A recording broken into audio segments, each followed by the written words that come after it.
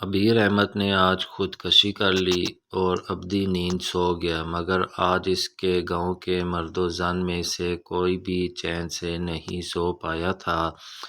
ہر کسی کی زبان پر ایک سوال تھا کہ اتنا متقی اور پرہیزگار شخص کیسے حرام کی موت چن سکتا ہے۔ اس کی کینسر کی مریض بیٹی نے اس کے سوئم کل والے دن خواتین کی محفل میں اس سوال کا جواب دیا تھا۔ اس کی بیٹی کا نام عطیہ عبیر تھا۔ وہ کینسر کی مریض تھی۔ کینسر چوتھی سٹیج پر تھا۔ ڈاکٹرز نے لاعلاج قرار دے کر ہسپتال میں رکھنے سے منع کر دیا تھا اور گھر میں وہ موت کی منتظر تھی، مگر اس سے پہلے عزرائیل اس کے والد صاحب کی روح قبض کر کے لے گیا تھا۔ عطیہ عبیر نے والد صاحب کی خودکشی کے متعلق بات کرتے ہوئے بتایا کہ وہ اپنے بہن بھائیوں میں سب سے بڑے تھے۔ ان سے چھوٹا ایک بھائی اور دو بہنیں تھیں۔ ان کے والد صاحب یعنی میرے دادا بیمار ہو کر بستر سے جا لگے اور پھر کبھی نہ اٹھ سکے، تو میری دادی نے بچوں کی پرورش کے لیے کام کاج کرنا شروع کر دیا، مگر میرے والد صاحب کی غیرت نے گوارا نہ کیا کہ ان کی ماں کما کر لائے اور وہ کھائیں، لہٰذا انہوں نے تعلیم کو خیر آباد کہا اور محنت مزدوری شروع کر دی۔ مجھے یاد ہے میرے والد صاحب نے 16 گھنٹے کام کیا ہے۔ وہ دن کو اپنا زمیندارہ کرتے، شام کو قریبی مل میں چل جاتے اور 8 گھنٹے وہاں مزدوری کرتے۔ یوں ان کی ڈبل آمدنی سے گھر میں اخراجات اور بہن بھائیوں کی تعلیم کے بعد بھی بچت ہو جاتی تھی۔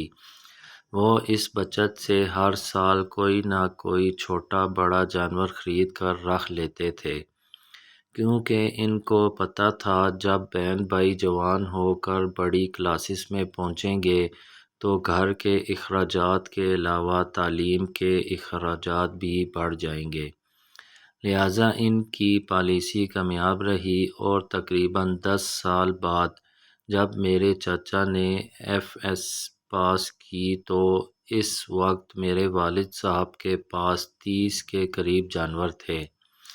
جانوروں کے دودھ کی آمدن، والد صاحب کی مل کی آمدنی، زمینداری کی طرف سے آنے والی آمدن کی وجہ سے میرے چاچا نے میکینیکل انجینئرنگ کے لیے پرائیویٹ طور پر UET لاہور میں داخلہ لے لیا۔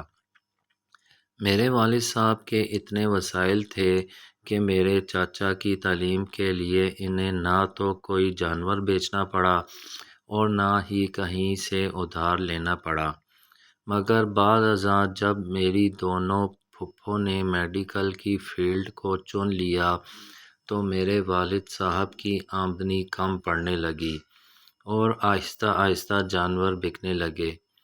دوسری طرف میرے والد صاحب شادی کر چکے تھے اور ہم لوگ بھی پیدا ہو چکے تھے، لہٰذا اب گھر کے اخراجات کو بھی دیکھنا تھا۔ خیر، میرے والد صاحب کے سوا اس بات کی کسی کو فکر نہ تھی۔ میرے چاچا انجینئرنگ کے بعد فارغ ہوئے تو انہوں نے ہیوی انڈسٹریز ٹیکسلا میں ملازمت اختیار کر لی، مگر انہوں نے میرے والد صاحب کو کسی قسم کی سپورٹ نہ کی، بلکہ اپنا پیسہ جمع کرنے لگے تاکہ کاروبار کر سکیں۔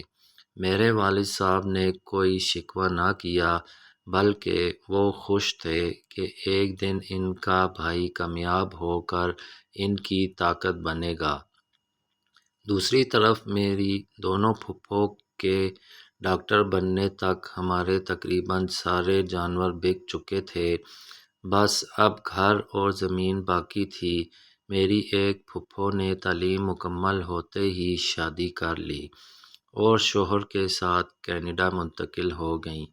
انہوں نے ہم سے قطع تعلق کر لیا، موڑ کر ہماری خبر نہ لی، یہاں تک اپنے والد صاحب یعنی ہمارے دادا کی وفات پر بھی نہ آئیں۔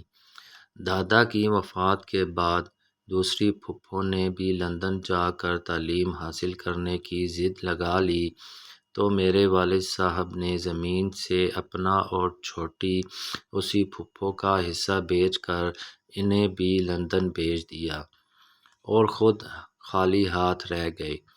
اب صرف مل والی ملازمت اور باقی دوسرے بھائی اور بہن کی زمین تھی جس پر کاشتکاری کر کے انہوں نے ہمیں کھانا پلانا شروع کر دیا۔ مگر ہم دونوں بہنوں کی تعلیم چھڑوا دی۔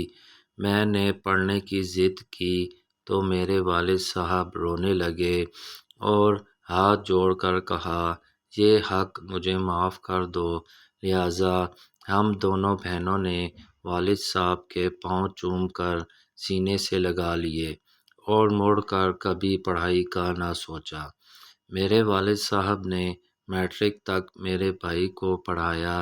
جب میرا بھائی میٹرک میں تھا تو باقی تینوں بہن بھائیوں نے زمین اور گھر سے حصہ مانگ لیا۔ میرے والد صاحب کے پاس اتنے پیسے تو تھے نہیں کہ پیسے دے کر گھر رکھ لیتے۔ اپنی اور چھوٹی پھپھو کی زمین وہ پہلے ہی بیچ چکے تھے، لہٰذا باقی زمین دونوں بہن بھائیوں کو دی اور گھر ان تینوں بہن بھائیوں کو دے کر ہمیں ساتھ لیا اور کسی دوست کے خالی گھر میں منتقل ہو گئے۔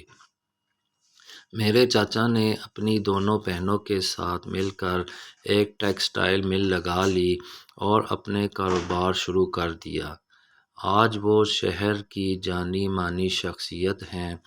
خیر وقت گزرتا ہے اور میں دماغ کے کینسر کی مریضہ بن جاتی ہوں۔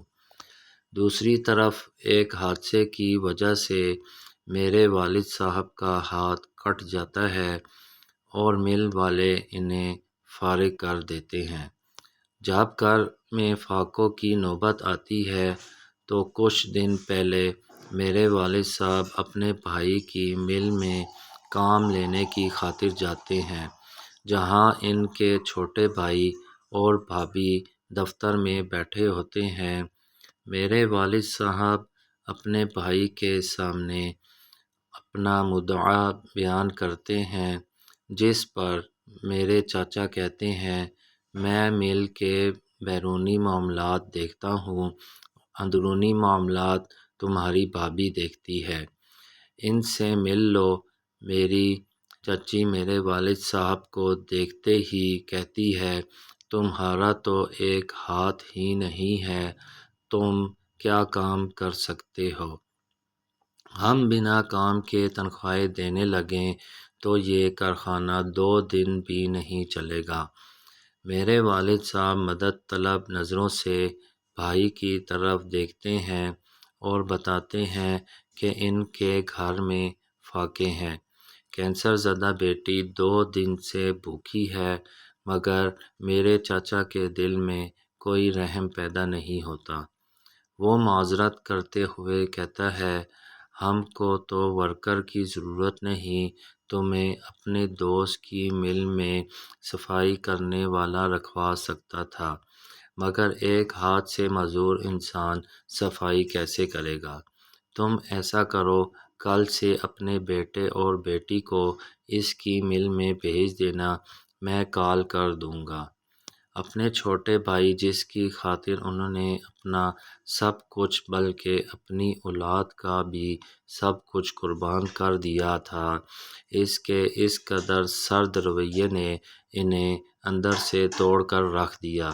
واپس آ کر ساری رات وہ ہم سے دکھ بانٹتے رہے اور پھر صبح اٹھے تو پتہ چلا والد صاحب خودکشی کر کے ابدی نیند سو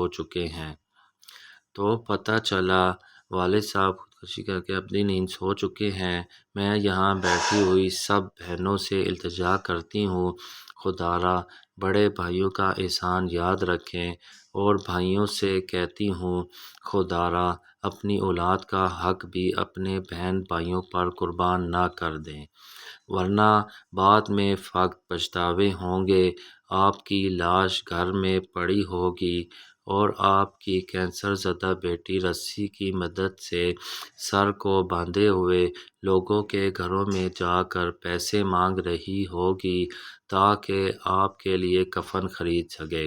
اس کے ساتھ ہی عطیہ بیر منہ کے بل زمین پر گری اور مر گئی۔